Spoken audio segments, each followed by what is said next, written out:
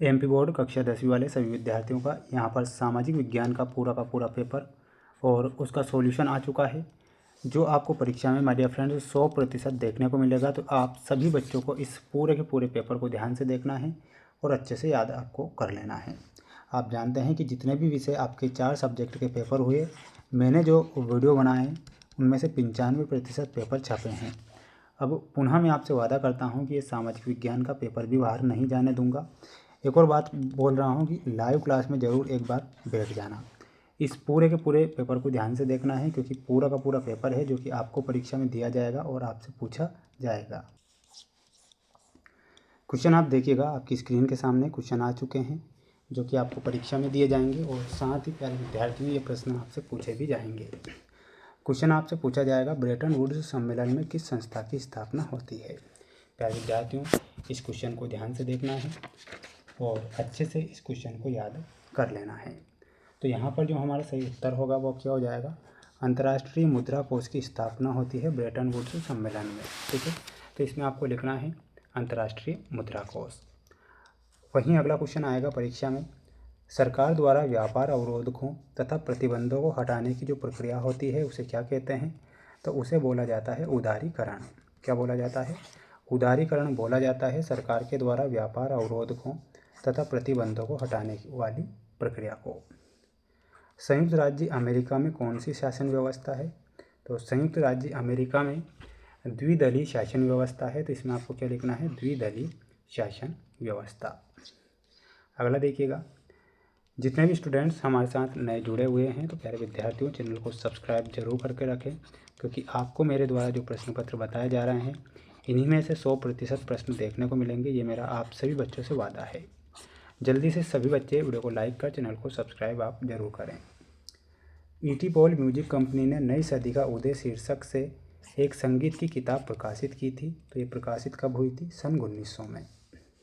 इनमें से कौन सा पत्तन पूर्वी तट पर स्थित है। तो पूर्वी तट पर स्थित है और उस पत्तन का नाम है विशाखापट्टनम। अगला देखिएगा, अगला क्वेश्चन आएगा परीक्षा में, चारागाह किसे कहते हैं। प्यारे विद्यार्थियों, प्राकृतिक घास से ढकी भूमि को चारागाह कहते हैं। तो इसमें आपको ऑप्शन नंबर सी करेक्ट करके आना है। अगला क्वेश्चन आएगा, अगला क्वेश्चन देखिएगा, आपकी स्क्रीन के सामने है पूरा का पूरा पेपर। सभी बच्चों को, सभी प्यारे विद्यार्थियों को चैनल को सब्सक्राइब जरूर कर लेना है और लाइव क्लास बहुत जल्दी स्टार्ट होंगी, तो आप सभी बच्चों को उस लाइव क्लास को ज़रूर अटेंड कर लेना है। प्रथम जूट मिल की स्थापना में हुई। तो प्रथम जूट मिल की स्थापना कोलकाता में हुई थी। कहाँ पर हुई थी, तो इसमें आपको ध्यान रखना है, कोलकाता। गुजरात में कृत्रिम वस्त्र उद्योग में स्थापित किया गया था। तो इसमें आपको लिखना है सूरत। 1901 में भारतीय फैक्ट्री में मजदूर काम करते थे।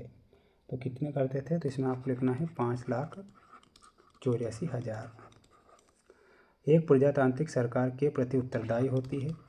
इसमें लिखना है जनता। सांप्रदायिकता के मार्ग में एक मुख्य बाधा है। तो वह है लोकतंत्र के मार्ग में, लोकतंत्र। बैंक पर देने वाले ब्याज से ऋण पर अधिक ब्याज लेती है। तो इसमें आपको लिखना है जमा राशि पर, जमा राशि पर। तो ये आपके रिक्त स्थान वाले क्वेश्चन हो चुके हैं।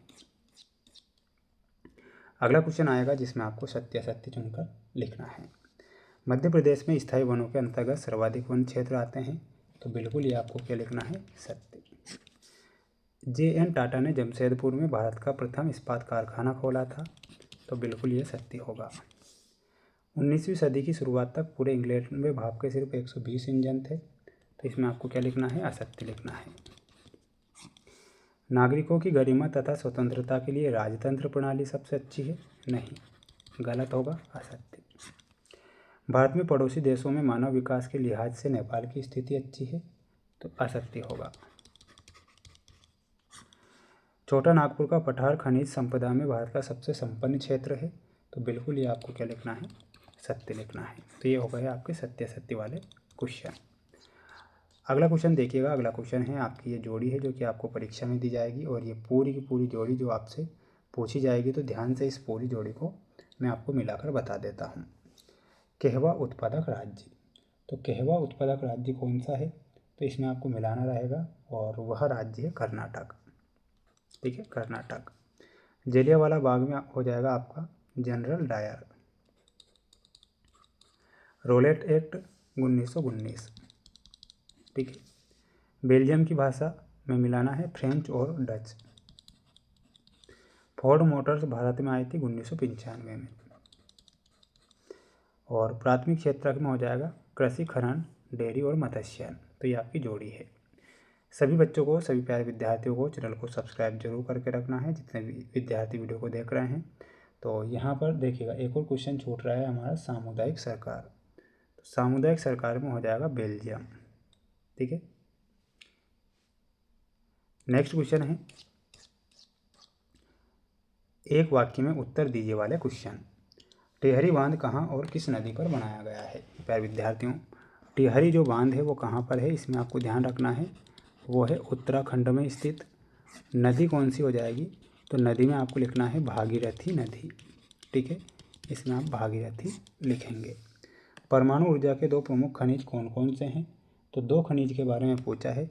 तो एक खनिज होगा यूरेनियम, कौन सा हो जाएगा, यूरेनियम।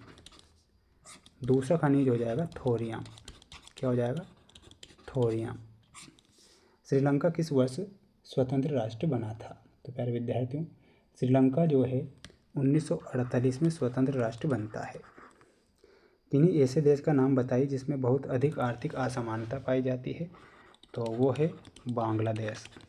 तो इसमें आपको क्या लिखना है, बांग्लादेश। अंतर्राष्ट्रीय व्यापार को उदार बनाने के लिए नियमों का निर्धारण कौन करता है, तो वो करता है WTO, वर्ल्ड ट्रेड ऑर्गेनाइजेशन, जिसे विश्व व्यापार संगठन कहते हैं। अगला क्वेश्चन आएगा, फिनिशिंग सेंटर के रूप में कौन सा शहर जाना जाता है, तो इसमें आपको ध्यान रखना है लंदन। स्वर्णिम चतुष्कोण किन किन स्थानों को मिलाता है, तो इसमें आपको ध्यान रखना है मुंबई, और मुंबई के बाद में आपका हो जाएगा चेन्नई, कोलकाता और दिल्ली, कोलकाता, दिल्ली। ठीक है, तो ये आप यहाँ पर करेक्ट करेंगे।